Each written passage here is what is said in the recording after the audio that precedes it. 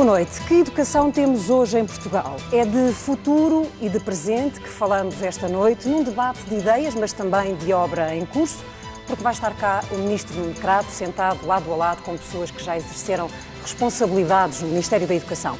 Escolhemos como palco esta escola, a Brancamp Freire, que fica às portas de Lisboa e que foi muito recentemente integrada por um site norte-americano na lista das 30 mais admiráveis do mundo. Estava em causa a qualidade dos cursos e dos espaços. Esta é uma herança do projeto de modernização das escolas secundárias, da Parque Escolar, que de facto nos deixou capazes de entrar em rankings mundiais. Conseguimos também o mesmo na qualidade dos cérebros que a nossa escola está a preparar para o futuro? Luís Ferreira Lopes. Bom, nós estamos aqui na biblioteca e é aqui que naturalmente treinam também os cérebros. E quando estamos a falar de uma escola com estas características, vanguardistas, digamos assim, do ponto de vista arquitetónico e numa envolvente social que não é necessariamente fácil aqui às portas de Lisboa, na periferia de Lisboa, o professor Jorge Nunes pode ter o melhor equipamento, a melhor escola, mas se não tiver condições ou um corpo docente à altura, os resultados não vêm. É um ótimo recurso, a escola, o equipamento, todos os outros recursos são importantes para o sucesso educativo dos alunos. E quando digo todos os outros, é toda a comunidade, sejam professores, pais, a própria administração educativa, que, no meu entender, deveremos entender-nos todos e todos juntos, poder ser definido qual é o caminho, em vez de muitas vezes haver inflexões ao longo de todo o percurso e ser, no fundo, a escola onde se vai experimentando várias questões e várias teorias à medida que vão mudando os responsáveis políticos. É importante. E peço desculpa, já assistiu a isso ao longo da sua carreira, quer como professor, quer como gestor de escola, há 25 anos? 25 anos, 39 de serviço enquanto docente e 25 de gestão. E todo esse percurso tem que ser definido. Eu diria que é preciso construir um projeto educativo para o país em que a administração educativa deve definir as linhas orientadoras e cada comunidade adaptar-se às condições e ao desenvolvimento que tem que desenvolver, que encetar, numa perspectiva sustentável, conjugando todos os atores da comunidade e deixarmos de ser a educação ser um meio para promoção e para batalha política. É preciso, o mais importante são sempre os alunos, as crianças, porque são eles o futuro do país e se poderão dar, efetivamente, o desenvolvimento deste país que é necessário. O Sr. Professor é diretor também do agrupamento de escolas aqui de Odivelas. Eu há pouco estava aqui na biblioteca a folhear alguns dos livros. Naturalmente tem aqui a preparação para os exames nacionais, por exemplo, de matemática, de língua portuguesa, mas encontrei, por exemplo, este livro, um livro de capa amarela, O Humor na Educação. E esta questão do humor na educação não é para ironizar, mas é necessário também alguma inteligência emocional para gerir as pessoas e os alunos numa área que, do ponto de vista social, tem alguns problemas. Por exemplo, passa a dar diariamente, ou tem dado diariamente, por exemplo, pequenos almoços. Sim, aos alunos das receitas próprias do agrupamento e do projeto PERA, desenvolvido em parceria com as entidades e com o Ministério da Educação, que promovem mais de uma centena de alunos, são apoiados por essa refeição, para além de termos já uma loja solidária a funcionar, que distribuímos cerca de mais de 50 cabazes de Natal, quando foi a época natalícia, às famílias do agrupamento. Mas o grande desafio, naturalmente, é envolver a escola para que haja uma melhoria da comunidade, no seu todo. Sim, a escola tem que ser responsável por isso. A escola não pode continuar a estar fechada nas suas paredes, por muito bonitas que elas sejam. Tem que se abrir à comunidade. E quando fala do humor, eu julgo, e ligando isso a uma perspectiva de afetividade, tem que ser, porque o humor também nos melhora a autoestima, tem que ser por aí que temos que ganhar estes alunos que muitas vezes não têm a culpa de terem nascido nos berços em que nasceram e que é preciso dar esse afeto e muitas vezes trabalhar com eles nesta perspectiva mais independentemente da responsabilidade e de tudo o que tem a ver com a disciplina, mas mais nesta perspectiva também da afetividade, numa perspectiva também de estar com eles de uma forma carinhosa e até humorística. Muitas vezes também é preciso saber rir e saber estar, porque também é preciso saber fazer o humor e muitas vezes eles são humorísticos nas suas formas de estar. É preciso também os entender. Sr. Professor Jorge Nunes, muito obrigado por nos receber aqui. Naturalmente que vamos avançar com o debate e grandes linhas para o futuro, mas este aspecto do humor e da envolvente social e do pensamento positivo para enfrentar problemas é naturalmente aquilo que nos move. E de que vamos falar mais à frente neste debate. Para fazer um ponto de situação, olhemos então para aquilo que é o pensamento e a avaliação que o próprio Ministro Nuno Crato faz neste momento do mandato em que tem gerido o ensino em Portugal. Nuno Crato considera que neste momento os recursos são muito melhor geridos, os currículos estão melhores, estão cientificamente mais corretos, os alunos são mais acompanhados e as metas de educação estão nesta altura sintonizadas com as mais exigentes. Mas o que é que sentem os alunos, as pessoas que convivem diariamente neste ambiente das escolas, os pais, os funcionários e os professores? A contestação tem sido muita em alguns momentos, os professores estão descontentes, teremos tempo também para falar da avaliação. Os encarregados de educação referem que as turmas deviam ser mais pequenas e os responsáveis das escolas desejam que os orçamentos fossem maiores. Vamos agora visitar uma escola no norte do país, na Póvoa do Varzim, para ouvir o que aqueles que estão efetivamente no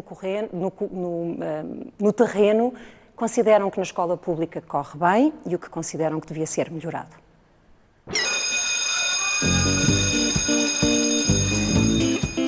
De manhã bem cedo não há tempo a perder. O toque assinala a saída para o intervalo. 10 minutos é o tempo até voltarem às aulas.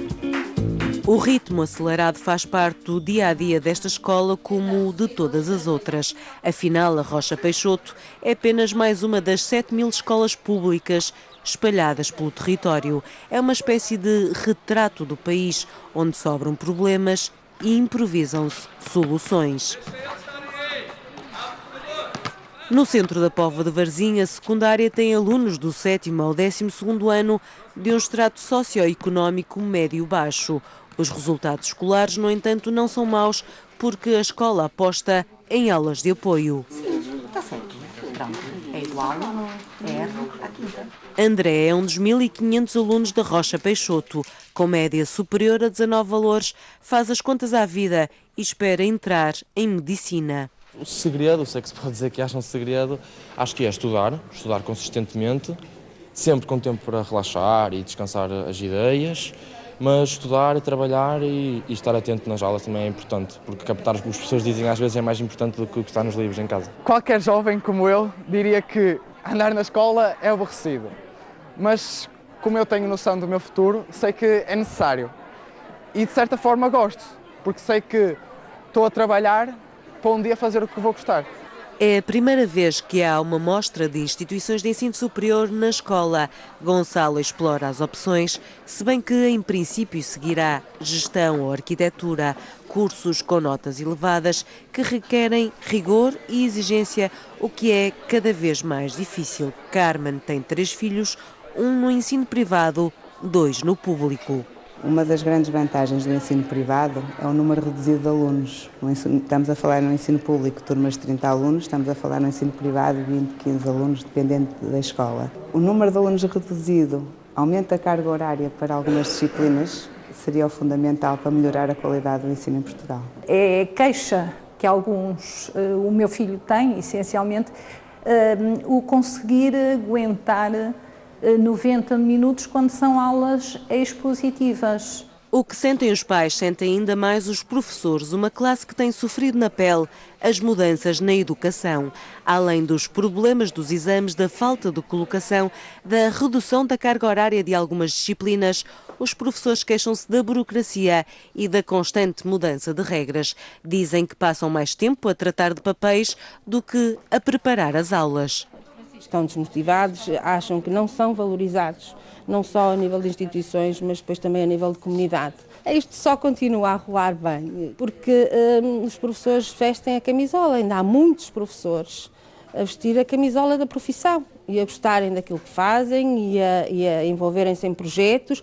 Não há horas para projetos, não há horas para nada dessas coisas e as coisas continuam a acontecer. Ainda mais grave é a situação do ensino especial. Esta escola tem 38 alunos com necessidades educativas especiais, 6 com problemas cognitivos graves que precisam de assistência a tempo inteiro. Ora, a escola tem apenas 2 professores com formação na área e foi proibida de contratar funcionários para tratar destes alunos. A direção da escola teve que tomar a decisão desses alunos ficarem em casa até termos condições para os receber com dignidade. Começaram as aulas 2 meses mais tarde. A escola resolveu a situação roubando funcionários à limpeza e sensibilizando alguns professores para o problema, ainda que não tenham formação específica, como prevê a lei. O Ministério da Educação, eu acho que não tem tido a atenção com estes alunos e com as famílias que eles merecem. Eles têm direitos que não estão a ser cumpridos. Se a portaria prevê apoios especializados num ambiente diferente da escola regular, é porque há a necessidade disso. No entanto, lava-se as mãos, passa-se para a escola o problema e a escola tem que o resolver. Nas circunstâncias atuais, a Rocha Peixoto é um exemplo positivo. As dificuldades são contornadas pela direção que está à frente da secundária há mais de 30 anos. Os problemas não são de hoje, mas hoje são mais graves. A escola tem menos professores para o mesmo número de alunos e menos auxiliares. Para funcionar em pleno deveria ter cerca de 40, quando na prática tem apenas 25. Neste momento não haverá nenhuma escola pública que diga que o orçamento que vem do Ministério da Educação seja um orçamento suficiente para fazer o que quer que seja. Por exemplo, no caso da nossa escola, já há alguns anos, que o orçamento que nos é fornecido pelo Ministério da Educação não nos permite, por exemplo, pagar a água e a luz até ao fim do ano. Não é? Há sempre 2 ou 3 meses que ficam por pagar. A secundária está sempre aberta à comunidade e aluga os pavilhões desportivos. É com este dinheiro que paga muitas das contas. Esta piscina, por exemplo, foi construída ao longo de 7 anos pela escola. A crise aqui não é de agora, pelo que há sempre verbas próprias para fazer face às necessidades, o que não resolve tudo, mas minora os problemas numa escola pública que é um espelho de muitas outras. Passamos então ao debate neste Por Onde Vamos. São nossos convidados o Ministro da Educação, Nuno Crato, David Justino, que foi Ministro da Educação de um governo de Durão Barroso e é atualmente Presidente do Conselho Nacional de Educação, Júlio Pedrosa, ex-Ministro de um governo socialista liderado por António Guterres, e Jorge Pedreira, ex-Secretário de Estado Adjunto e da Educação da Ministra Maria de Lourdes num governo José Sócrates. Muito boa noite aos 4. Senhor Ministro, a primeira pergunta é para si. Vale 20 pontos e a frase é para completar. Se não houvesse limitações orçamentais, eu, Nuno Crato... requalificaria mais escolas. Quer que eu explique? Eu explico. O que é que eu quero dizer? Há uma série de... Temos que situar o problema do financiamento da educação da maneira certa. E a maneira certa é o seguinte. Para melhorar a educação, não basta lançar dinheiro sobre a educação. E se nós formos comparar uma série de países, nomeadamente o nosso, em termos de gastos e em termos de resultados, vemos que há países que gastam muito em educação e que têm poucos resultados. E há países que gastam menos que os outros e têm melhores resultados que os outros. Porquê? Porque aplicam melhor o dinheiro. Nós estamos entre os que gastam mais em educação. Ora, mas como é evidente... Gastamos menos do que a média europeia e do que a OCDE. Como é evidente. Não, se quiser eu mostro-lhe os números sobre isso, mas deixe-me completar o raciocínio. Portanto, não basta gastar mais para melhorar a educação. É preciso fazer um conjunto de coisas que se podem fazer com os mesmos recursos ou até às vezes com menos recursos. O que é preciso é utilizar bem os recursos, como regra geral. A segunda questão é a seguinte: se tivéssemos mais recursos, havia certas coisas que faríamos. E é essa a frase que me pediu para completar. E eu completo imediatamente. Requalificaria mais escolas. Porque, na realidade, nós temos um conjunto de escolas, como é esta, por exemplo, que têm condições excelentes do ponto de vista físico, do ponto de vista das instalações, do ponto de vista da climatização, do ponto de vista da audição, do ponto de vista das salas-aulas, das salas de aula, dos equipamentos esportivos, etc. E há um conjunto de outras escolas que não têm esta sorte. Porque o que aconteceu foi que se começou a requalificar um conjunto de escolas com alguns exageros orçamentais, e nós apanhámos uma situação em que já não tínhamos dinheiro para continuar todo o programa. Mas dito isto, eu devo dizer também que as obras não estão paradas. Há um conjunto de obras da Parque Escolar que recomeçaram, e há um conjunto de obras das câmaras municipais e de parcerias entre as câmaras e o Ministério e do Ministério que estão a ser feitas. Portanto, há requalificação a ser feita. Mas se eu tivesse mais dinheiro, a primeira resposta que lhe dava era esta. Aumentava o ritmo da requalificação das escolas. Porque o resto que é preciso fazer não precisa necessariamente de muito dinheiro. Eu vou-lhe dar um exemplo. O que é que eu julgo e o que é que a maioria dos estudos internacionais apontam para, e o que é que nós estamos todos a ver neste momento na Europa e numa série de países mais avançados, que é fundamental para a educação? É a preparação dos professores. Esta questão é fundamental para a educação.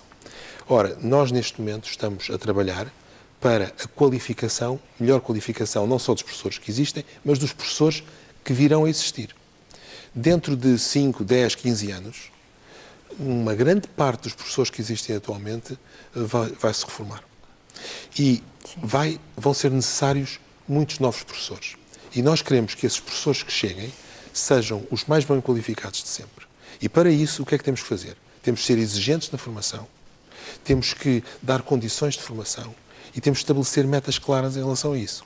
Ora, nós tomamos um conjunto de medidas neste aspecto que não custam dinheiro. Por exemplo, para ser professor de educação básica, neste momento o que é preciso fazer é que um jovem, acabando o 12º ano, entre num curso de educação básica. Ora, um jovem neste momento, pode entrar num curso de educação básica sempre chumbado a uma disciplina, por exemplo, português. Ou sempre chumbado a uma disciplina, por exemplo, matemática. E pode chegar, a certa altura, chega ao 12º ano, não teve matemática, mas entra no curso de educação básica. Depois, em seguida, claro que a Escola Superior de Educação vai tentar colmatar algumas deficiências em matemática, mas é tarde. E pode ter mais carga horária em matemática e menos carga horária em matemática. Mas o que acontece é que esse jovem já vai ter uma grande dificuldade em recuperar aquilo que não teve. E, em seguida, vai ser professor. Medida simples que nós tomamos. Para entrar num curso de educação básica, é preciso passar a um exame de português e a um exame de matemática ao nível do 12º ano. Não é preciso ser matemática A, não é preciso ser matemática de engenharia, pode ser matemática para as ciências sociais, pode ser matemática B, pode ser algum outro tipo de matemática. Não é preciso ser literatura portuguesa, mas é preciso um exame de português. Isto não custa dinheiro e isto é decisivo para melhorar a educação de futuro. Outra medida que tomamos neste aspecto também, já agora para completar este quadro, porque este quadro é extremamente importante. Outra medida que tomamos foi, nos cursos de formação de professores, que são dados tanto pelas escolas superiores de educação como pelas universidades, nesses cursos nós demos mais destaque às matérias substantivas que os professores vão lecionar. Ou seja, o professor de português tem que ter mais horas de português. O professor de matemática tem que ter mais horas de matemática. De geografia, mais horas de geografia, etc. E demos, no total, mais tempo para a formação destes professores, que é um tempo que tem duas componentes. Tem a componente da licenciatura, o primeiro ciclo de Bolonha e o segundo ciclo de mestrado. Portanto, tudo isto, repare-se, é algo que custa muito pouco dinheiro, ou não custa mesmo dinheiro, mas que vai permitir com que os jovens que vão agora querer ser professores, para daqui a 5, 10, 15 anos virem a ser professores, estejam o mais bem preparados possível para... Nós já voltaremos a falar de professores mais à frente nesta conversa. Deixe-me só pedir uma espécie de diagnóstico também aos outros convidados, escolhendo uma prioridade. David Justino, a pergunta podia ser, se hoje fosse Ministro da Educação, o que era para si uma urgência, de facto? A batalha pelo sucesso.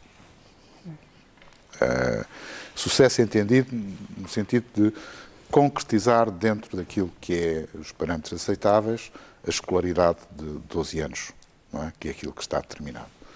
E, portanto, tudo aquilo que não contribui para isso, contribui para o insucesso. Abandono, insucesso, carência, muitas vezes, que se sente no próprio funcionamento e no acesso determinado, até, como se falou há bocado, nos bens alimentares. Quer dizer, isso é uma batalha que eu considero que é talvez a mais decisiva. É óbvio que não basta decretar o sucesso, não vale a pena. Não é? E não há nenhuma lei que permita transformar insucesso em sucesso. Só se faz com muito trabalho, com muita qualificação, com o envolvimento de pais, de professores, das escolas e daquilo que nós costumamos designar de parceiros, municípios. Quer dizer, eu acho que, como se costuma dizer, a educação de uma criança diz respeito a todos. E nesse sentido, tudo o que pudermos fazer para diminuir quer o abandono, quer o insucesso, é bom. E esse devia ser, por uma questão de, não só de eficiência, mas acima de tudo uma questão de equidade, esse devia ser o mais importante e o mais, enfim, devia ser um desígnio nacional de podermos reduzir para níveis mais baixos estes indicadores de insucesso e abandono. Eu não estou preocupado com a estatística. O que sei é que por trás de cada estatística está milhares de crianças que acabam por não concluir os seus estudos, entram no mercado de trabalho, quando entram, né, cada vez mais tarde, pelos níveis mais baixos e raramente lá saem. Portanto, o que nós temos é que estes fatores são fatores que levam àquilo que se costuma designar de exclusão social. Exatamente. E, portanto, se nós queremos um país mais justo, mais equilibrado e, de certa forma, mais orientado para podermos atingir metas cada vez mais ambiciosas, nós temos que resolver, não direi que rapidamente, porque estas coisas não se resolvem rapidamente, não é? Mas temos que nunca perder o sentido de que precisamos ter mais jovens, melhor qualificados, e que essa melhor qualificação possa ser extensível a todos os jovens de cada uma das gerações que passa pela escola. Esse, para mim, era talvez o desafio mais importante. Nós, na OCDE, somos ainda um dos países que tem mais adultos sem terem concluído o ensino secundário e temos, nesta altura, porque falava dos jovens, 17% é a nossa taxa de pessoas entre os 15 e os 29 anos, a que vulgarmente se chama os nem trabalham, sim, nem estudam. Dr. Júlio Pedrosa, a sua prioridade na educação hoje seria? Trabalhar com as escolas para elas serem capazes de responder melhor à diversidade de alunos, de crianças que têm lá dentro. E isso passava por 3 ou 4 frentes de trabalho. Certamente, dotar os professores da capacidade, da competência para lidar com essa diversidade. Mas atuaria também na retaguarda da escola.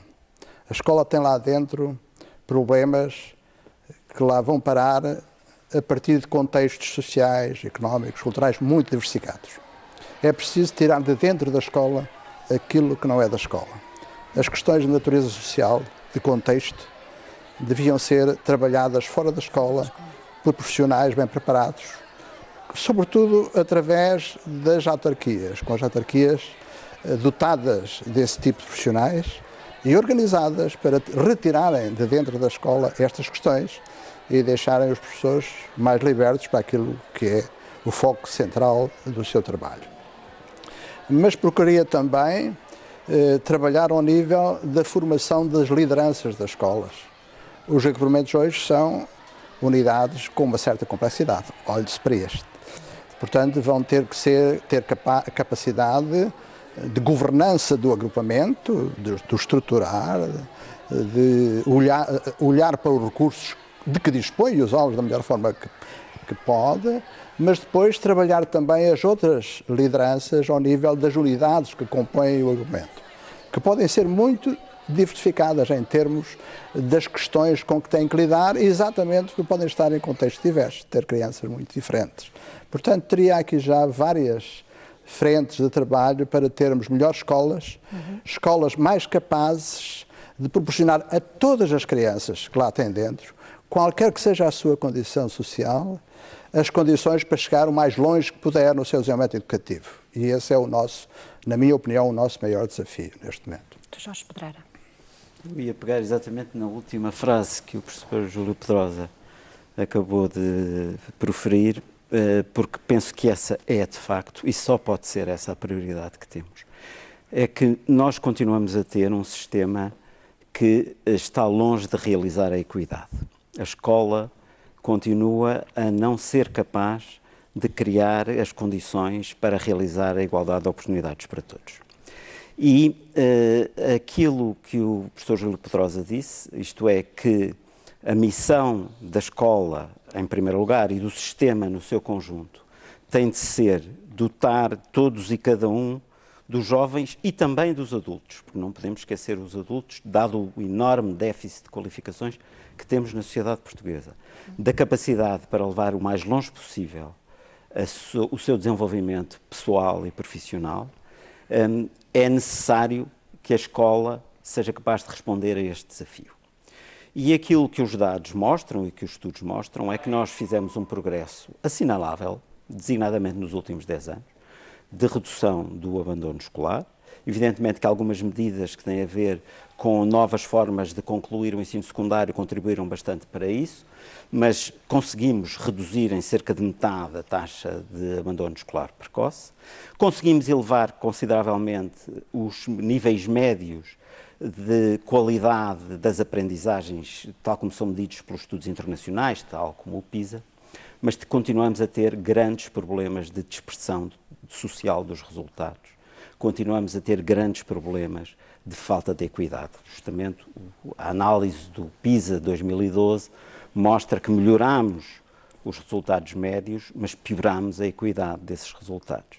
E, portanto, este é um desafio que é não deixar ninguém... Um contexto de crise profunda também, esses resultados... É verdade que sim, mas os resultados ainda não são tão sensíveis à crise, Então, o que é que agravou as questões de equidade na escola? Continua a haver dificuldade da escola responder a estes problemas de que falava o professor Júlio Pedrosa. E, portanto, a missão, creio eu, do Estado é apoiar a escola, porque é localmente que os problemas vão ter de ser resolvidos.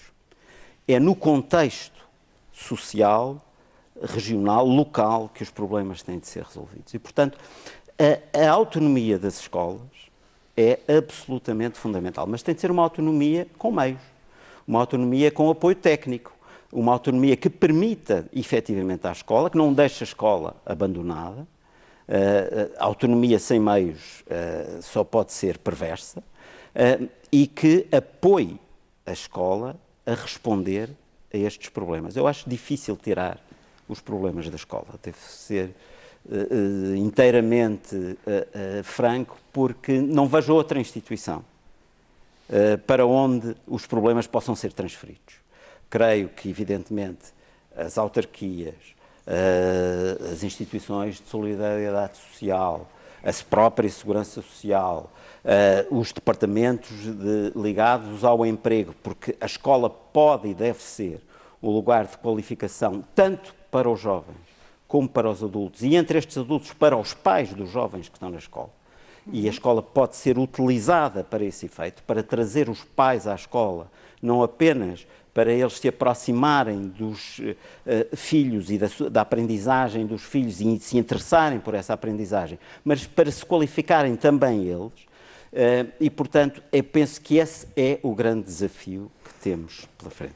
Deixem-me acrescentar neste debate a visão de uma pessoa que não está connosco, mas que é um professor. Nós temos assistido nos últimos tempos a muitas críticas de professores, das estruturas sindicais, o que é mais ou menos transversal, independentemente da origem política do titular de cada pasta. Vamos ouvir a opinião do professor que consultámos para esta nossa conversa. Paulo Guinote, é assim que se chama, é professor do ensino secundário e é autor de livros como A Educação e a Liberdade de Escolha. Vamos ver o que é que ele pode acrescentar a este nosso debate. Paulo Guinote é professor de História, é licenciado nessa área, também com mestrado em História Contemporânea e habitualmente é comentador da SIC Notícias para estas matérias de ensino. Em duas palavras, como é que poderia apontar o diagnóstico da situação do ensino em Portugal, do ensino básico e secundário?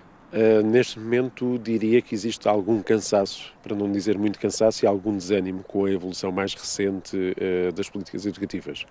Porque nós temos, depois de um período de grandes mudanças legislativas, nos mandatos anteriores, estávamos à espera de um pouco mais de acalmia e voltámos a ter uma sucessão de reformas, mini-reformas, acrescentos, que têm levado cada vez mais trabalho para as escolas, sendo que o corpo docente, por todas as limitações que sabemos em termos de progressões de carreira e até de salariais, estão cada vez mais sobrecarregados de trabalho. Perante tudo isto, os alunos, que até têm apresentado progressos nos resultados de acordo com os estudos que têm sido feitos mais recentemente, sentem-se também um pouco desorientados, porque eles não são imunes a tudo isso e esta falta de estabilidade, esta permanente alteração em que todos os anos há situações novas, levam a que o sistema esteja sempre em ebulição. E, portanto, digamos que há um desânimo perante isso e um cansaço com as permanentes alterações que temos vivido desde a última década. Em livros, no seu blog, naturalmente nos comentários também na SIC Notícias, também tem apontado a situação de que os professores, no fundo, estão mais velhos, é isso? Sim, todos nós estamos mais velhos, porque os últimos concursos não entraram praticamente pessoas nos quadros. Mesmo a chamada vinculação extraordinária trouxe para as escolas pessoas que já lá estavam há 15, 20 anos, 10, 12 em serviço. Ou seja, é necessário fazer uma aliança entre a experiência, as pessoas que já estão, que são capazes de orientar, integrar os professores novos que entram, coordenar certas funções da escola, mas entrar gente nova, com novas ideias, com um novo vigor. E isso não acontece. E quando acontece, esses professores contratados chegam em situações muito precárias, com poucos horários, têm que estar em 2, 3 escolas, têm que andar a correr de um lado para o outro. E esta forma de precarizar a docência e de a tornar quase uma profissão de part-time, ou então para quem está, uma profissão em que quem está já há muito tempo procura rescindir, procura aposentar-se mesmo com muitas limitações, é péssima para o melhor trabalho dentro das escolas. Se fosse neste momento ministro, que 2 medidas tomaria que considera essencial para os próximos anos para o ensino secundário e básico em Portugal? Felizmente que não o serei, porque isso seria altamente impopular, mas começando pelos alunos, dar certeza aos alunos num prazo de médio, pelo menos a médio prazo, aquilo que os espera. Ou seja, dizer-lhes, vocês a partir de agora terão um cronograma ou de exames ou de provas que está estável. Não aparecerem novos exames, não aparecerem novas metas, não aparecerem novos programas, novos manuais. Não podemos ter disciplinas estruturantes, como o Ministro diz, como o português e a matemática, a mudarem de programa a cada 2 anos. Não podemos ter isso. A outro nível, a nível organizacional, eu devolveria às escolas um nível de participação nas decisões que neste momento não existe. A concentração de poderes nos diretores, a forma de gerir as escolas neste momento unipessoal, retirou a partilha das decisões. E quando as pessoas não partilham as decisões, raramente se envolvem diretamente nelas. Professor Paulo Ganato, muito obrigado. O autor do blog Educação do Meu Umbigo, naturalmente, aponta aqui caminhos para uma educação que vai além do nosso umbigo. E eu aproveito a questão da avaliação para perguntar ao Ministro Nuno Crato se viu no grande protesto contra a avaliação que introduziu aos professores uma questão do umbigo desta classe. Eu não vi um grande protesto. Começo por questionar isso. Não vi um grande protesto agora, no último exame. Sim, exatamente, não vi. Não vi. Eu vi, de facto, que os sindicatos, ou alguns sindicatos, se levantaram contra a prova de professores. Portanto, está a falar da avaliação, está a falar da prova dos professores, da prova de professores. Eu vi que houve sindicatos que se levantaram contra a prova, mas também vi sindicatos com os quais foi possível chegar a acordo. E vi a declaração de uma greve que criou problemas na primeira realização da prova, como nós sabemos. Vi depois alguns tumultos isolados. Quer dizer, nós não podemos confundir 10 ou 12 pessoas que invadem uma escola, que batem num funcionário, que agridem uma professora, com o grande levantamento da classe contra a prova. Não podemos confundir as coisas. E vimos agora, nesta nova edição da prova, uma tranquilidade absoluta. Portanto, eu não vi esse grande levantamento. Já não eram 10 mil, eram 2 mil e pouco. Eram. E a prova é algo de decisivo. Repare-se o seguinte, está-se a falar em continuidade. A prova foi estabelecida em 2007 pelo governo anterior. Nós demos continuidade a essa prova e pusemos-la em prática. Esta prova foi reconhecida pelo governo anterior, foi reconhecida pelos 2 governos anteriores. Os 2 governos anteriores, porque houve uma negociação no governo da doutora Isabel Alçada com os sindicatos que manteve a prova, foi reconhecida como necessária. É reconhecida por nós como necessária. Estava no nosso programa de governo. E porquê que é necessária? Porque nós queremos exatamente a geração de pessoas mais bem qualificada de sempre. E esta prova é uma prova que mostra capacidades mínimas de raciocínio, de exposição, de comunicação em língua portuguesa, nesta primeira parte. Da segunda componente, capacidades específicas de conhecimentos específicos da matéria que as pessoas vão lecionar. É algo que existe em muitos países do mundo há muitos anos, e é algo que tem estabelecido estándares mínimos, tem estabelecido patamares mínimos que orientam a própria formação de professores. Mas que seria desnecessária se o Sr. Ministro confiasse na formação que esses candidatos a professores estão a ter. Eu percebo o seu argumento, mas eu acho que esse argumento é um argumento que não se sustém. Repare o seguinte, nós fazemos uma dúvida provas... mais do que uma dúvida, exatamente. Nós fazemos provas para os alunos do 12º ano, para entrar na universidade. Significa isso que estamos a duvidar das escolas secundárias que formaram esses alunos? Não, não significa. Nós fazemos provas para médicos depois de eles terem completado o curso de medicina. Significa isso que duvidamos das escolas de medicina? Meu Deus, não é. Nós não podemos olhar para tudo, para as provas, para a avaliação que todos nós temos que dar no dia a dia, como uma desconfiança em relação aos outros. Não é uma Conseguiu desconfiança. separar o trigo do joio? Os que ficaram de fora, de facto, não tinham qualidade? Houve pessoas que cometeram erros de português em 2 parágrafos escritos pelos próprios, de uma dimensão que levou o instituto que fez a prova, que foi o IAV, a considerar que ultrapassavam o limite do razoável. E, como sabe, houve cerca de 15% dos professores na primeira prova que ficaram excluídos por causa desse tipo de erros. Mas esperemos que essas pessoas melhorem, estejam melhor qualificadas, que aprendam, que venham outra vez, se têm a vocação de professores, que venham a preparar-se para professores. O governo anterior também, voltando a isto, o próprio professor Dr. Jorge Pedreira falou deste assunto na altura, porque nós reconhecemos todos a necessidade de incentivar uma melhor formação de professores, uma melhor formação inicial de professores. E esta prova, no fundo, é uma prova que se destina a isso. Deixa-me ouvir a opinião do Dr. Júlio Pedrosa sobre esta prova. Bom, eu tenho uma certa dificuldade em sustentar a existência de uma prova desta natureza, depois de termos criado a Agência de Acreditação da Educação Superior, que acredita cursos, nomeadamente os cursos de formação dos professores. E, portanto, percebi o argumento na altura em que surgiu, percebi o contexto em que surgiu, admito que haja casos que, sendo escrutinados deste modo, são detectados como casos que não deviam ter ultrapassado aquela barreira, mas isso acontece em tantas situações na nossa vida cotidiana, que eu tenho dificuldade em que nós multipliquemos as frentes de trabalho no Ministério da Educação para áreas que eventualmente não tínhamos necessidade de ativar. É só essa a minha dúvida. Então, que tipo de avaliação é que acha que deve ser feita aos professores? Repare-se, nós temos cursos que são desenhados para formar professores, que incluem o mestrado com formação em escolas, que são acreditados por uma agência de acreditação. O que temos que dizer a essa agência, meus senhores, os senhores têm que rever o vosso processo de acreditação.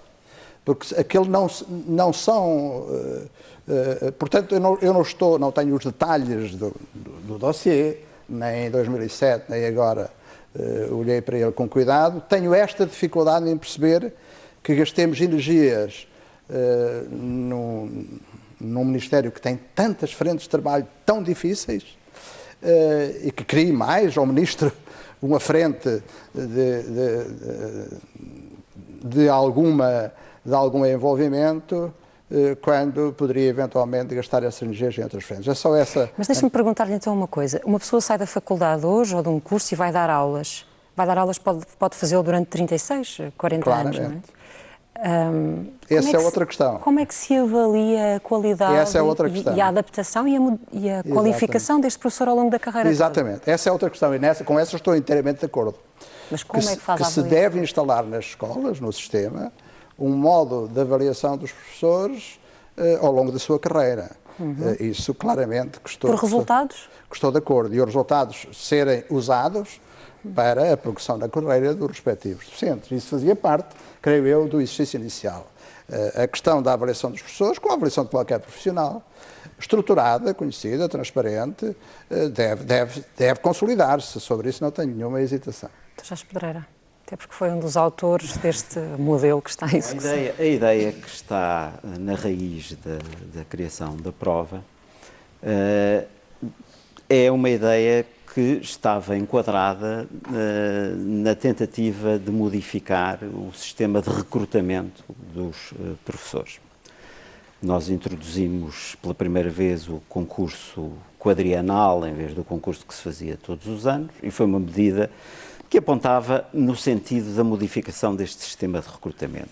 Há vários países que têm provas semelhantes, vários deles introduzindo a prova no próprio sistema de recrutamento.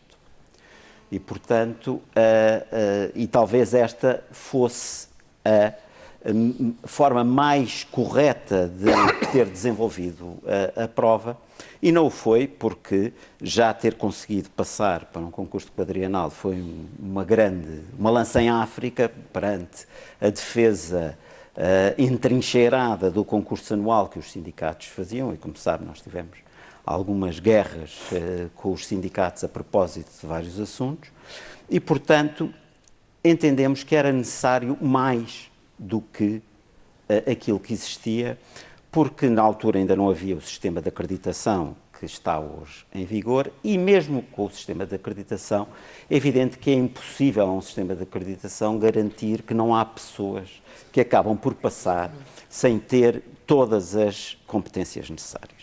E havendo, como há, feliz ou infelizmente, pessoas qualificadas em números sedentários relativamente àquilo que é necessário no sistema, nós temos a estrita obrigação de garantir que aqueles que vão exercer têm todas as competências. Não podemos ter dúvida nenhuma acerca disso.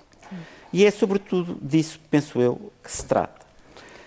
Agora, penso que isto devia ser uma peça de uma modificação do sistema de recrutamento, reforçando aquilo que é o estágio e o ano probatório, porque há uma componente da prova que é verdade, que a prova não avalia, nem pode avaliar, uma prova desta natureza não avalia determinadas qualidades pedagógicas que são necessárias a um professor, e um professor pode responder àquela prova e depois não ter, de facto, a capacidade também, do ponto de vista pedagógico, para exercer a profissão. E, portanto, o ano probatório e o estágio são muito importantes nesse sentido. E, por outro lado, para além disso, o próprio sistema de recrutamento. Aquilo que aconteceu este ano e que terá sido uma terrível dor de cabeça para o Sr. Com a colocação de professores. É uma coisa que não faz sentido que aconteça. Não faz sentido que aconteça. E, independentemente de questões de competência, de responsabilidade, o próprio sistema cria a oportunidade para que isto aconteça. Porque um sistema que é um sistema de colocação a nível nacional, que é uma coisa que praticamente não existe já em lado nenhum. Basta haver um pequeno problema num local para o sistema todo ficar bloqueado. E tem uma outra agravante. É que os professores, em grande parte, aterram nas escolas que não tiveram nenhuma palavra a dizer sobre o seu recrutamento. Eu penso que a evolução, num sentido, para que as escolas recrutem os seus professores e seja uma responsabilidade da direção das escolas recrutar os seus professores, tem de ser o caminho. Eu sei que vai dar mais uma grande guerra com os sindicatos, mas eu penso que é uma guerra que o próximo governo devia travar. David Justino, eu pedi-lhe a sua opinião nesta matéria, mas gostava que acrescentasse no seu raciocínio, para a estabilidade do projeto de uma escola, do funcionamento de uma escola também, a importância de fatores como a estabilidade da carreira dos professores e a situação dos professores precários. Não é irrelevante para a qualidade do ensino que é prestado a um aluno? Não. É um fator relevante. O problema que se põe é que o problema da instabilidade é um problema que tanto abrange os professores de quadro como os professores contratados. Portanto, vai dar o mesmo.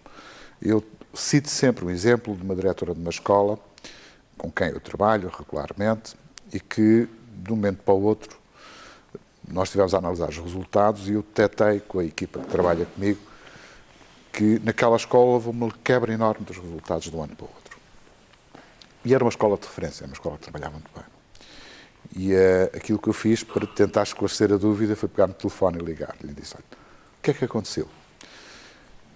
E aquilo que tinha acontecido é que 60% dos docentes tinham sido embora ao fim de 4 anos que lá tinham estado. Mesmo com 4 anos. Ou seja, durante 4 anos trabalhou-se, tentou-se incutir uma determinada cultura de escola, não é? E, ao fim desses 4 anos, quando eles começavam a dar os resultados, quando começava a funcionar bem, havia assim, trabalho de equipa e tudo isso, eles vão-se embora.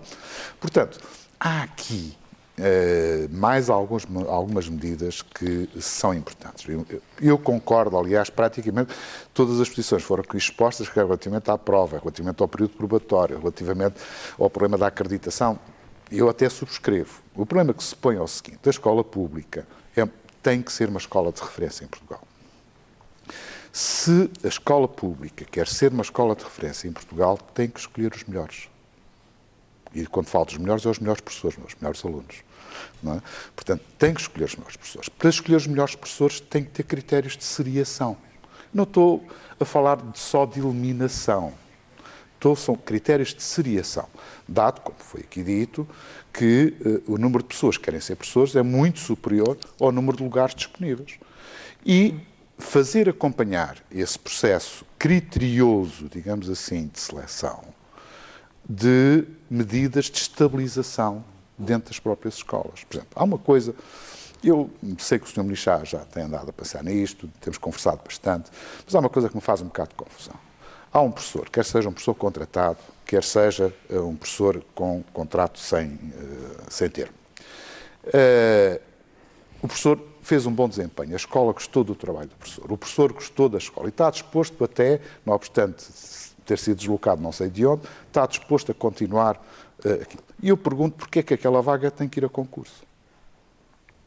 Não tem que ir a concurso, quer dizer, aquela vaga era eliminada, acabou. Sim. Agora, porquê?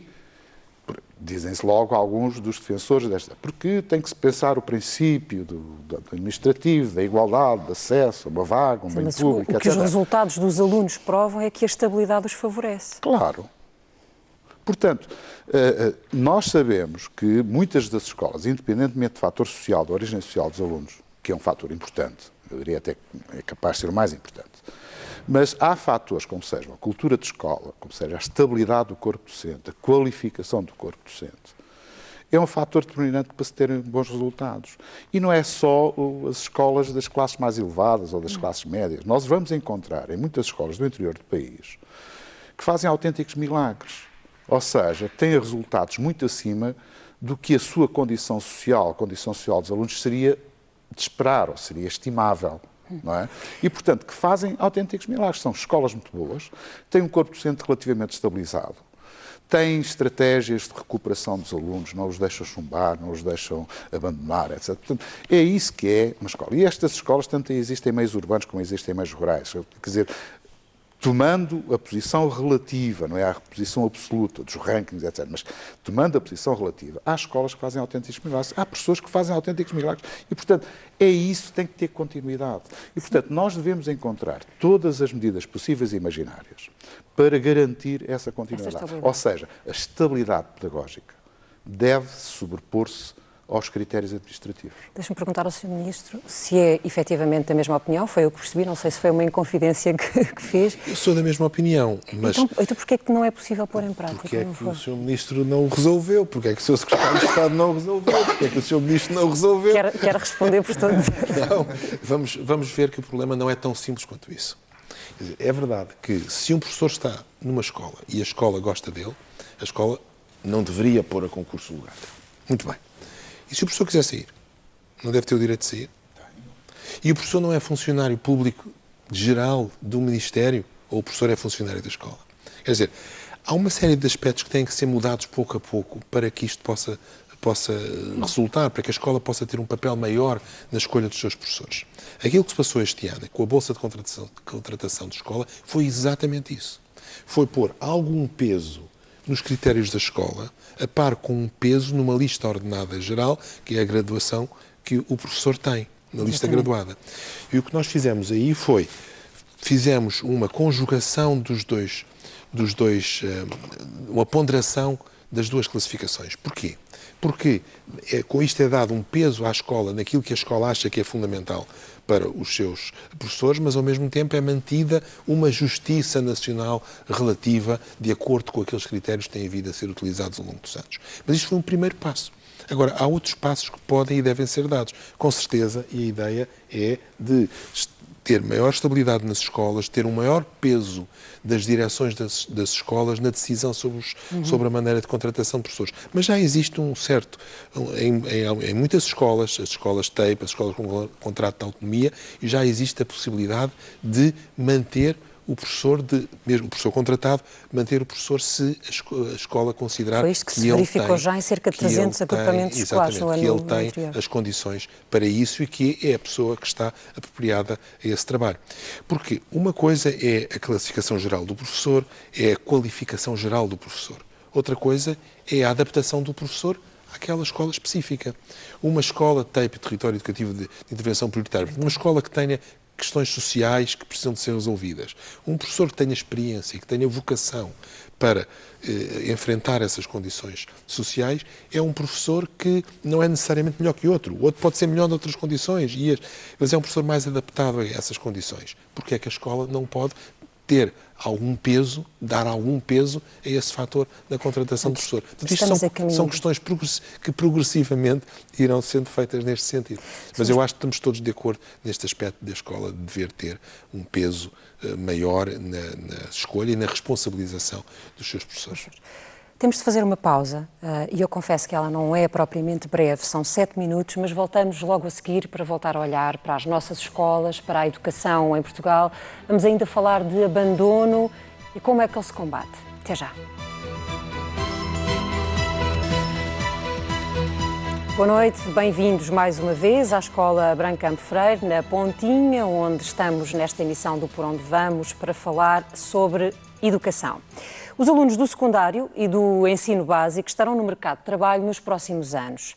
Por isso é que há cada vez mais empresas onde encontramos preocupação com o abandono escolar. São empresas que se têm envolvido em iniciativas de combate a este problema. O Luís Ferreira Lopes ouviu no antigo Liceu Passos Manuel, no Centro Histórico de Lisboa, as sugestões dos empresários que estão reunidos na EPIS, os empresários pela inclusão social.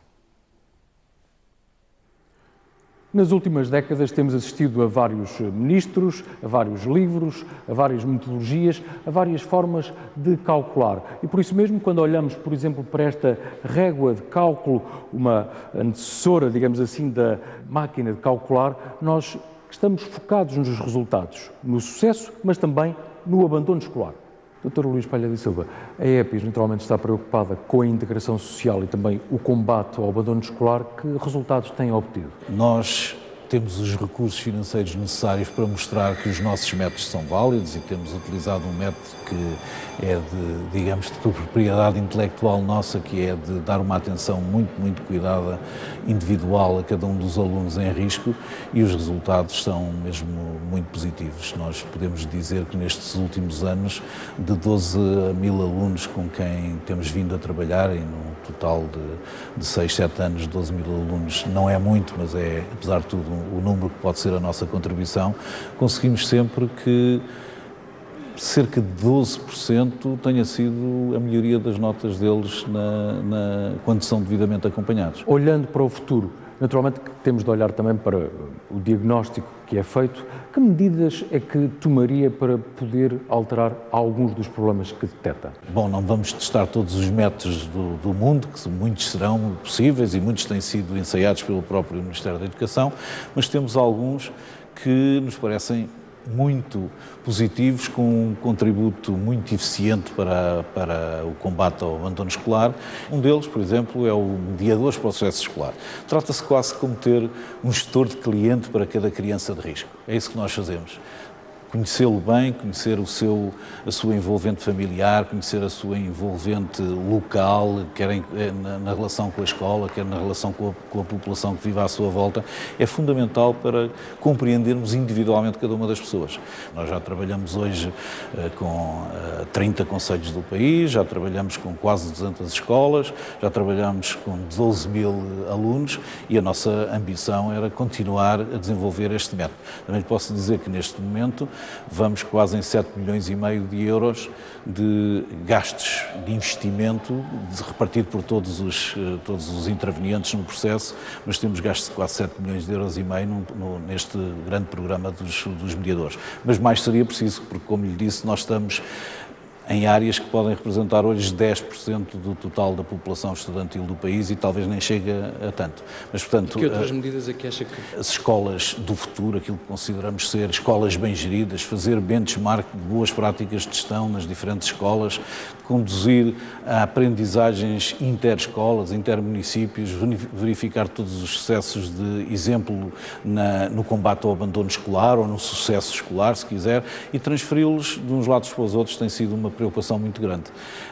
Temos trabalhado com consultores independentes que analisam todas as práticas de uma boa gestão de uma instituição. No fim de contas, diz-se sempre que escolas não são empresas, mas há qualquer coisa de parecido nas organizações que faz com que as olhemos de uma forma que pode ser interessante como uma outra visão de uma instituição. A eficiência dos próprios procedimentos dentro das escolas, como se gerem, como se faz gestão por objetivos, que consideramos que é sempre imprescindível. Para a década de 2020, que é já amanhã, o que é que esperaria que fosse diferente no combate ao abandono escolar e no ensino secundário? A primeira coisa era que tivéssemos conseguido, parece-me que vai ser muito difícil, mas tivéssemos conseguido aquilo que é o objetivo na União Europeia, que é de conseguir que entre as crianças entre os 18 e 24 anos que têm o ensino secundário completo não atingissem mais do que 10%. Neste momento estamos em 19%. Gostaria muito que pudéssemos chegar a 2020 com 10%. Seria preciso trabalhar imenso, mas a gestão por objetivos às vezes faz estes milagres. Era a principal ambição que eu teria enquanto diretor da EPIS e enquanto pessoa que se preocupa com o problema da exclusão social dos alunos. Nós retomamos nesta visão, de certa forma, um aspecto que já foi referido por alguns de vós, que é a importância do envolvimento do resto da sociedade naquilo que é o objetivo de educação das nossas crianças e dos nossos jovens. David Justino, eu começo por si. Os indicadores de combate ao insucesso estão a melhorar, mas têm de ser reduzidos para metade em 5 anos. Nesse caso, o abandono. O abandono, sim, não disse insucesso, mas é abandono. Digamos que até 2020 nós deveríamos reduzir dos de 19 para 10. 18, são 18 qualquer coisa, 18, para 10. Não esquecer que nós temos vindo a reduzir 20% por década. Ou seja, estávamos à volta de 64% em 91, 44, 45% em 2001, em 2011 devíamos estar à volta dos 26 e neste momento já estamos nos baixos, continuamos baixos. Só que a partir daqui é natural que baixemos cada vez menos. Porquê? Porque agora começa a ser mais difícil. Começamos a entrar em grupos sociais que são mais sensíveis, digamos, à variável abandono. E eu acho que a meta é uma meta desejável, mas pouco provável, na minha opinião. Estamos a beneficiar neste momento de um fenómeno que é a taxa de desemprego dos jovens. Aquilo que acontece é que quando o desemprego entre os jovens é muito elevado, eles preferem ficar mais tempo na escola do que ir para o desemprego, como é natural. Não é? E, portanto, muitas vezes isto funciona ao contrário. E o que é que nós estamos a notar? É que vamos admitir que há um processo de recuperação económica. Se não tivermos as coisas bem preparadas, é muito provável que a taxa de abandono volte para trás, ou seja, que volte a aumentar. Porque passa a haver mais oportunidades. Mas digamos que não é previsível nos próximos anos que isso aconteça. Reconheçamos isso. E, portanto, o que nós temos que fazer é continuar a batalhar, independentemente de saber se atingimos os 10% ou não. Porque se nós atingirmos 10%, ficarmos em 12%, já é muito bom. 10 é a média europeia. As razões socioeconómicas continuam a justificar ou a explicar São a maior razões parte socioeconómicas e, em especial, aquilo que nós designamos, ainda temos um baixo valor da educação. Ou seja, as próprias famílias, às vezes, resignam-se, já chega. Né? Existe o 9º ano, já chega, já tens mais 3 ou 4 anos que eu tive, não é? É este tipo de discurso. E, acima de tudo, nós temos que dar, digamos, uma ideia de que tem que haver utilidade em concluir os 12 anos. Que não seja só, quer dizer, concluir os 12 anos e ficar no desemprego, não, digamos que o retorno não é muito grande. E, portanto, tem que haver outras alternativas, tem que haver outras oportunidades, em especial o ensino profissionalizante, de forma a que isso possa constituir um incentivo para obter melhores empregos e empregos mais bem remunerados. Este é que é o problema. Ou seja, nós temos que criar expectativas positivas aos jovens e às famílias para dizer vale a pena fazer os 12 anos. Porque fazer os 12 anos só para cumprir a diretiva do Estado não é necessariamente um bom apelo. Este objetivo do atual Ministério, inclusive, de começar a preparar ou a ter como alternativa possível para alunos, creio eu, que a partir dos 13 anos, sem bom aproveitamento, a possibilidade de escolherem uma via profissionalizante, levanta-lhe algum tipo de dúvida ou não? Levanta todas as dúvidas, pelas razões que há bocado invoquei quando trouxe para a nossa reflexão os contextos familiares, sociais em que as crianças crescem. Nós, quando fizemos o Debate Nacional da Educação, recolhemos uma recomendação para se rever a organização dos ciclos de estudos. E depois fizemos um estudo da educação dos 0 aos 12. Repare que em Portugal nós temos a população adulta de 25 aos 64 anos ainda com uma enorme percentagem de pessoas que têm no máximo 6 anos de escolaridade e no máximo 9º ano. Estão aí os pais das nossas crianças. Um dos fatores que o próprio PISA, os estudos internacionais dos resultados, um dos fatores críticos é realmente o contexto familiar, o nível educativo das famílias. Nós tivemos um contributo extraordinário para equilibrar esse fator, que foi o investimento que fizemos na educação de infância. Nós estamos já ao nível que se pretende atingir na União Europeia no 2020, ou muito próximo disso. Portanto, fizemos aí um percurso extraordinário. E, portanto, há aí um fator de equilíbrio que também está por trás dos resultados que vamos vindo a conseguir. Portanto, nós precisamos de investir naquilo que eu há bocadinho propus, em procurar que as crianças vão o mais longe que puderem no seu desenvolvimento. Uma criança que vem de um meio familiar socioeconómico carenciado pode levar mais tempo a atingir esse objetivo. E, portanto, os primeiros 6 anos de educação são críticos para isso acontecer. E deviam ser conduzidos de forma a que os professores que fazem o acompanhamento da criança possam contribuir para que esse percurso se faça do modo mais efetivo. Na sua opinião, o ensino regular deve ser até que idade? Eu defendo que nós tenhamos um ciclo de 6 anos, que tenhamos depois um ciclo de 3, que é o primeiro ciclo em muitos países do secundário, e outro ciclo de 3 anos, que é o secundário superior, naquilo que são agora as designações. Nesse ciclo de 3 anos, que hoje é o nosso 3º ciclo, há claramente lugar para diferenciação no modo de trabalhar com as crianças, como já há hoje. E depois introduzimos no secundário profissional, e o profissional está a ter uma procura extraordinária, que em muitos sítios leva a que tenhamos já 50% das crianças no secundário a fazer o profissional. Estaremos a falar de 15, 16 anos, é isso? A partir dos 15, 16, exatamente. Portanto, aquilo que eu defendo é que a partir dos 15, 16 anos haja um investimento muito forte na consolidação da oferta profissional no país inteiro. Começa a haver procura, houve um crescimento enorme desde os números que nós tínhamos em 2001, comparando os resultados, os números atuais com o que tínhamos em 2001, onde a predominância era do ensino geral, hoje estamos 50% praticamente dos alunos de secundário estão no profissional. Estamos próximos, sim, 46, 45, talvez. 44. Pois, exatamente. Mas quer dizer, é uma referencial. Acho que se fez aí um caminho extraordinário que se deve consolidar. Isso exige formação de professores para fazer esse tipo de formação, exige a interação com as empresas, que o Sr. Ministro tem defendido, existe a criação das infraestruturas escolares para isso acontecer. É porque é um ensino mais caro do que o regular, por aquilo não que tem que ser, não tem que ser. Não é necessariamente. Pelo contrário, pode ser mais barato que o regular. Mas desculpa, não queria interrompê-lo. Portanto, esta é... E depois, isto vai ter impacto no superior. Nós não temos falado no superior. Nós temos que formar professores, formadores, para que estas vertentes mais profissionais, mais profissionalizantes, em todo o ciclo de estudos, sejam realmente promovidas por educadores formadores que tenham a adequada formação para isso. Portanto, eu faria, às vezes digo que devíamos fazer agora um investimento de aprendizagem para fazer a formação profissional de modo adequado, como fizemos há 40 anos, o investimento para aprendermos a fazer investigação científica. Nós enviámos para fora do país pessoas para aprender onde se faz bem isto, pessoas que possam aprender e que sejam amanhã os professores formadores para esse ciclo de estudo e os líderes das escolas novas onde essa componente tem uma presença grande.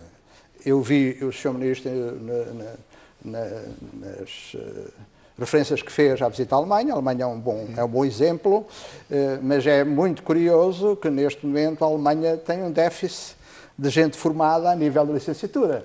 Fez uma aposta fortíssima, sempre na formação profissionalizante de vários níveis, e os países que fizeram a escolha de começar muito cedo essas formações, estão agora a fazer um caminho de começar um pouco mais tarde. Deixe-me só ouvir então a opinião do Sr. Ministro. Deixe-me só esclarecer que não estamos a falar aqui hoje de ensino superior, propositadamente, já o fizemos, até na ligação do ensino superior às empresas. Hoje falamos do básico e do secundário. Mas os alemães responderiam que, graças ao ensino profissional, conseguiram desenvolver de tal forma a indústria que agora precisam de mais engenheiros. Já eu terminava. Repara, a nossa aposta do secundário... Não é tão simples assim. Não, eu não estou a dizer o contrário. Eu estou a dizer que temos aí um excelente exemplo de como um investimento em formação profissional de modo sério, ao longo de anos, funcionou. E o que vai acontecer é que a exigência das empresas, o desenvolvimento empresarial, vai necessitar de mais gente com formação de secundária. E nós não temos gente que chegue. Portanto, enquanto em Portugal, digamos, ao nível do emprego, a predominância de pessoas com qualificações inferiores ao nono ano, até porque não tínhamos, vamos ter cada vez mais necessidade de gente formada a nível secundário, e se pudermos proporcionar gente formada com formação profissional e bem formada, isso é um contributo para o desenvolvimento empresarial, com requisitos que ele vai ter nos anos que aí vêm também. Sr. Ministro, normalmente os argumentos contra o ensino dual têm a ver com a ideia de que ele faz uma fronteira por razões económicas. Faz uma fronteira e uma fronteira distinção. não recuperável. Deixe-me voltar um bocadinho atrás ao caso da Alemanha.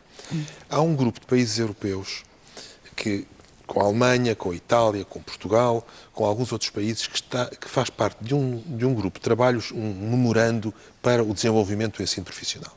Nós dissemos, eu disse na Alemanha, numa conferência de imprensa com a ministra alemã, ao lado, que nós não queremos copiar o modelo alemão, mas queremos conhecer o modelo alemão, queremos desenvolver o nosso próprio modelo.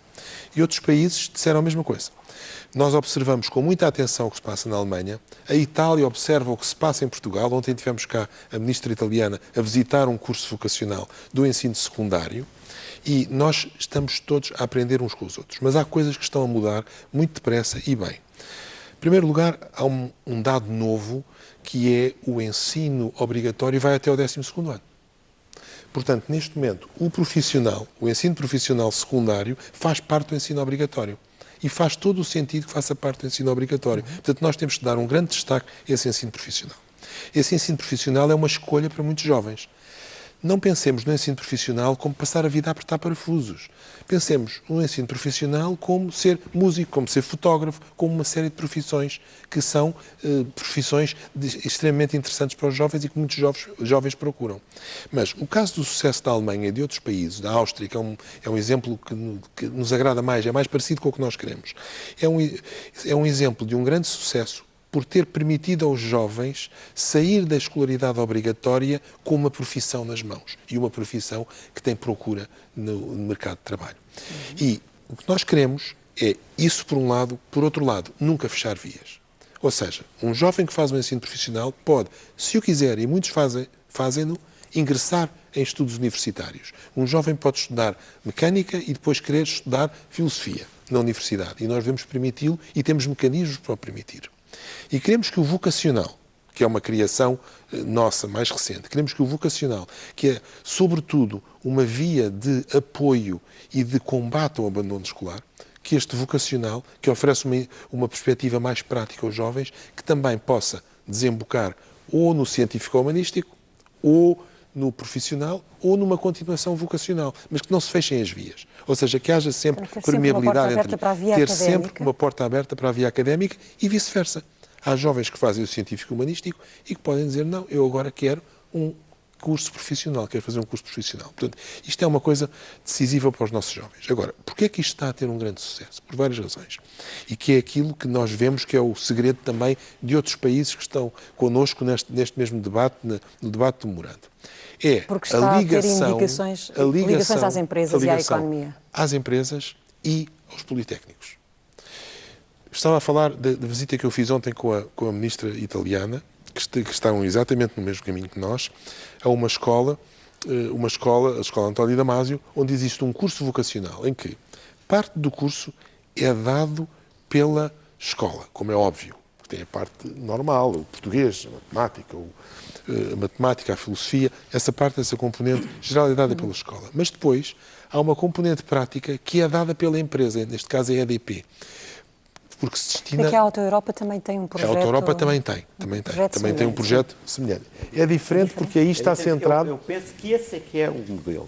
O da Auto Europa. O da Auto Europa. Mas a Auto Europa está centrado... Não está centrado na escola.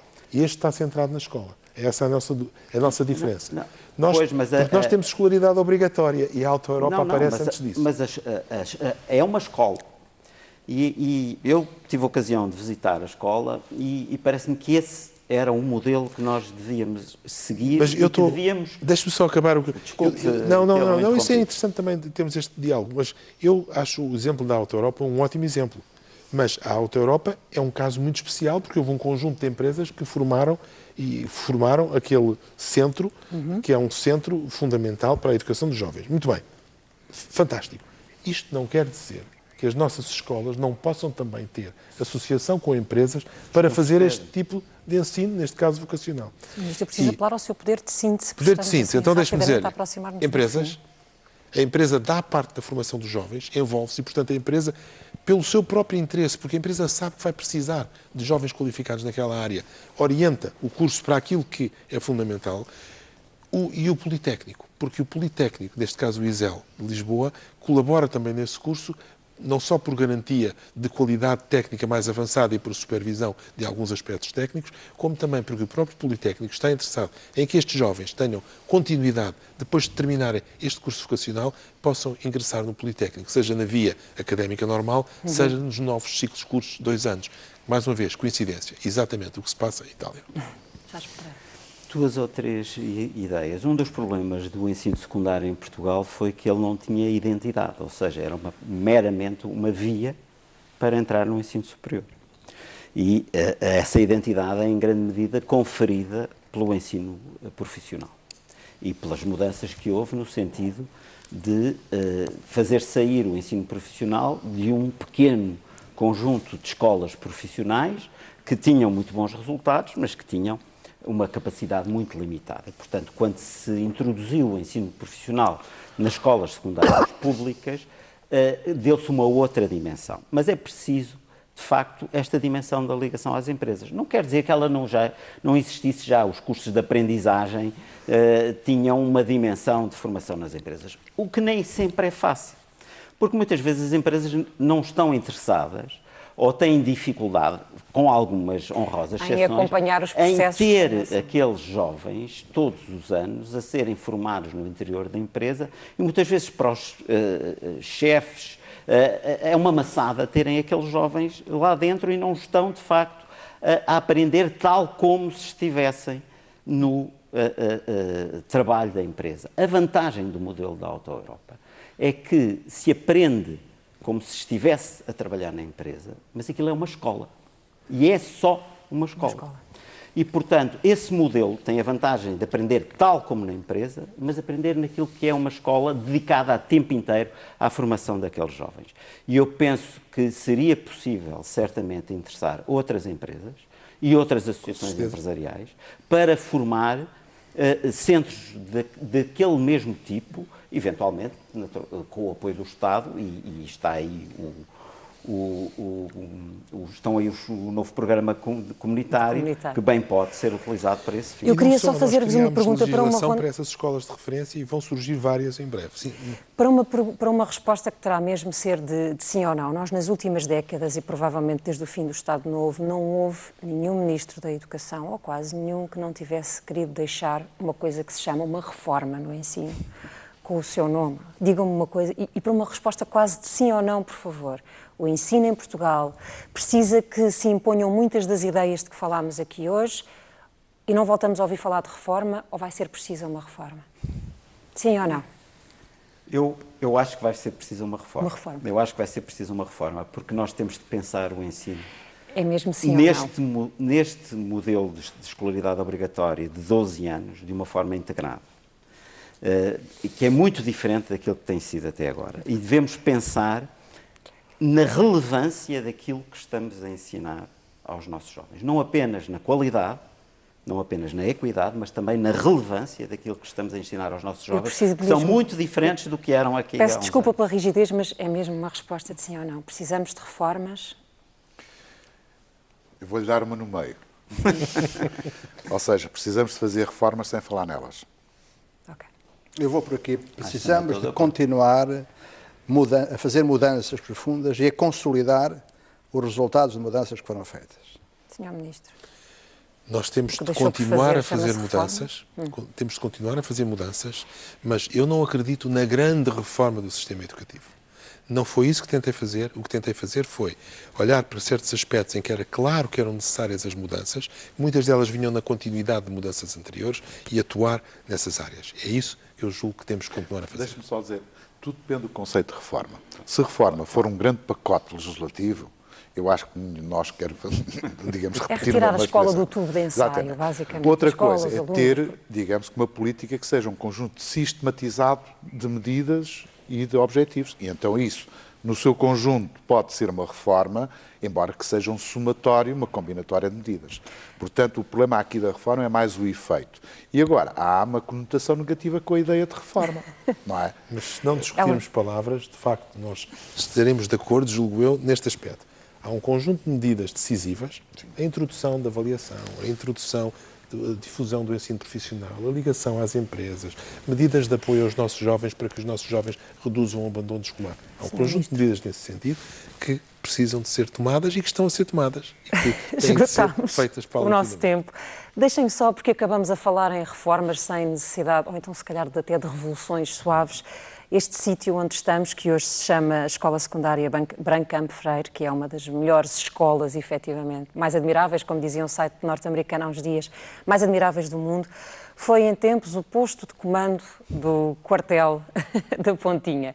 Não se fez aqui uma revolução, mas agradeço que tenham ajudado a fazer esta reflexão, que é importante e de onde eu acho que saíram ideias importantes para a qualidade do ensino em Portugal. Muito obrigada aos quatro. Fica por aqui esta edição do Por Onde Vamos. Muito obrigada por ter estado desse lado. Boa noite.